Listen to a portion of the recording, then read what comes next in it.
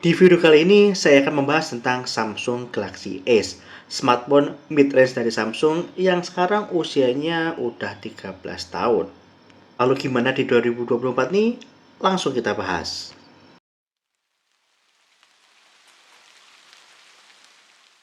Smartphone ini diluncurkan Samsung di tahun 2011. Ya, udah 13 tahun lebih malah. Secara fisik, jika dibandingkan dengan smartphone zaman sekarang, jelas kelihatan kebanting banget ya. Kelihatan kecil, mungil, dan juga compact. Bagian depan ada layar 3,5 inci TFT dengan resolusi 320 x 480 pixel yang sudah Corning Gorilla Glass. Di bawah ada tombol home, ada tombol option, dan tombol back yang ada backlight-nya. Di sebelah kanan ada tombol power dan slot microSD yang sebenarnya ketutup ya, tapi ini tutupnya udah rusak. Lalu lanjut ke sebelah kiri itu ada tombol volume. Lanjut di bagian atas ada slot micro USB yang ada penutupnya kayak gini ya, dan juga ada 3,5 mm headphone jack. Lalu di bagian bawah itu kelihatan sepi ya, cuman ada mic dan congkelan buat membuka cover belakang. Overall, secara build quality, smartphone mid-range yang keluar tahun 2011 ini cukup solid ya. Cover bagian belakangnya bisa dibuka dan di sini ada akses ke baterai dan juga di SIM card. SIM cardnya cuma satu ya, belum dual SIM. Lalu ada single kamera 5 megapiksel yang ditemani dengan LED flash. Cover belakangnya terbuat dari plastik tipis namun teksturnya enak buat dipegang ya. Kasar-kasar kayak karet tapi padahal plastik keras. Jadi nyaman buat dipegang. Lalu kita lanjut ke bagian dalamnya atau bagian softwarenya. Android-nya Android sangat jadul ya, karena di sini itu versi 2.2.1 alias Froyo. Dan di sini nggak bisa di tap-tap ya untuk melihat ikonnya atau logo Android-nya ya. Dan seharusnya ini bisa di-upgrade ke Gingerbread, tapi karena ini HP ibu saya jadi mungkin nggak sempet di-upgrade ya. Dan sekarang udah nggak bisa kayaknya, karena harus disambungkan ke Samsung Kiss atau softwarenya Samsung di PC. Maka dari itu pula aplikasi-aplikasi di sini itu udah kadaluarsa semua ya, seperti masih Android Market bukan Play Store. YouTube juga masih versi lama kayak gini.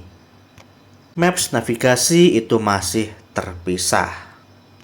Jadi emang benar-benar jadul dan udah nggak bisa dipakai lagi sih, kecuali beberapa seperti player musik itu masih bisa dipakai, kamera sudah pasti bisa dipakai ya. Dan beberapa setting itu masih agak ribet ya, kayak misalnya ini pencerahan, harusnya kecerahan ya, tapi nggak tahu nama pencerahan itu nggak ada di toggle di bagian notifikasi, itu nggak ada, jadi harus masuk ke menu setting yang tentunya ribet ya, nggak kayak zaman sekarang. Tapi bisa dibilang OS-nya cukup enteng ya, karena ini saya swipe-swipe cukup enak ya, jadi nggak terlalu ngadat-ngadat walaupun ya ini versi lama. Udah mencoba ya mencari beberapa game buat dimainkan, tapi memang cukup sulit ya untuk yang sesuai dengan versi Android-nya, Android Froyo. Ada beberapa aplikasi itu tertulis spesifikasi minimal Froyo tapi tetap nggak bisa diinstal. Makanya di sini cuma ada 2 game aja yang saya install. Emulator yang sederhana seperti MyBoy buat GBA dan juga EPSXE itu juga nggak bisa, padahal sudah sesuai dengan versinya ya, Android 2.2, tapi tetap nggak bisa diinstal. Sebenarnya untuk custom ROM itu ada ya, tapi saya nggak mau upgrade dengan custom ROM ya, karena pengen OS-nya asli Froyo ini aja, karena buat koleksi. Dan lanjut, ini kita main game Angry Birds yang bisa diinstal ya. Sini nyoba game saudaranya Bad Peaches itu nggak bisa diinstal, lama banget terus gagal. Kalau yang ini Angry Birds ini instalnya juga lama sih, tapi untungnya bisa. Dan ini pun loadingnya cukup lama ya kalau menurut saya. Apalagi kalau dibandingkan dengan HPP zaman sekarang, pasti kalian gak sabaran sih nunggunya. Ini Angry Birds versi yang biasa ya, karena ada beberapa versi ya kayak Star Wars dan lainnya. Jadi ya versi yang sederhana aja lah supaya bisa diinstal. Kerasa nostalgia banget ya kalau main Angry Birds, karena dulu kayaknya game kayak gini aja udah kelihatan keren banget ya, udah ngerasa seru banget gitu. Karena ya pada waktu itu Android awal-awal gamenya memang sangat sederhana seperti ini. Dan tiruan game Angry Birds itu dulu banyak banget ya dengan berbagai judul, tapi mekanismenya ya tetap sama aja sebenarnya. Dan pada waktu itu di awal Android memang belum rame game online ya, karena jaringannya kan masih 3G dan HSDPA ya, belum 4G. Termasuk HP ini ya, masih 3G atau HSDPA. Lanjut game selanjutnya. Jadi kalau untuk task manager zaman Froyo itu kayak gini ya, jadi nggak bisa langsung di swipe, harus masuk menu, terus ini harus di manual diakhiri kayak gini untuk aplikasinya. Dan selanjutnya kita lanjut di sini main Flappy Bird yang pada waktu itu juga cukup rame banget ya. Saya sendiri waktu itu nggak terlalu suka game ini ya, karena bikin frustasi sih. Bahkan sampai sekarang juga nggak jago-jago sih. Lihat aja nih ya, cuman berapa kali, cuma 3 kali, 2 kali udah game over. Dan pada akhirnya karena frustasi ya malas main lagi, diinstal. Oh ya, ini aplikasinya keluar ya, yang namanya juga game jadul, dia HP jadul ya, kadang kayak ginilah, ada crash-crashnya kayak gini.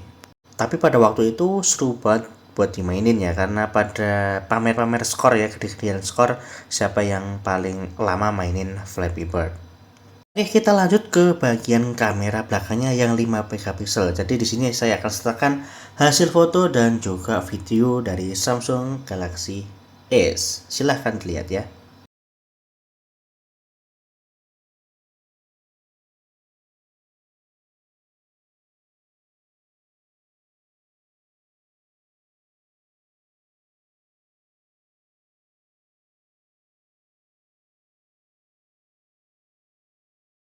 Hasil kamera dari Samsung Galaxy S. Gimana hasilnya? Coba tulis di kolom komentar di bawah. Sebelum reviewnya saya akhiri, saya bacakan buat speknya. Untuk chipset Qualcomm Snapdragon S1. Lalu untuk GPU-nya Adreno 200. Internalnya cuma 158 MB dan RAM-nya 278 MB. Sangat minim ya. Tapi pada waktu itu spek kayak gini aja udah ngangkat ya, bahkan bisa main game-game sederhana. Pada akhirnya HP ini bakalan jadi kenangan ya buat saya dan juga mungkin ibu saya. Jadi HP ini bakalan saya simpen sih. Makanya kemarin sempat saya belikan baterai, jadi bisa buat dikoleksi lah HP jadul yang kita punya itu, jangan sampai rusak. Mungkin itu aja ya konten nostalgia dan juga review Samsung Galaxy S dari saya. Terima kasih sudah menonton konten saya dari awal sampai akhir. Dan kalau kalian nggak mau ketinggalan dengan konten-konten yang saya buat, jangan lupa subscribe dan juga nyalakan lonceng notifikasi. Saya Andi dari Teh dan undur diri. Kita ketemu di konten saya yang selanjutnya. Wassalamualaikum warahmatullahi wabarakatuh.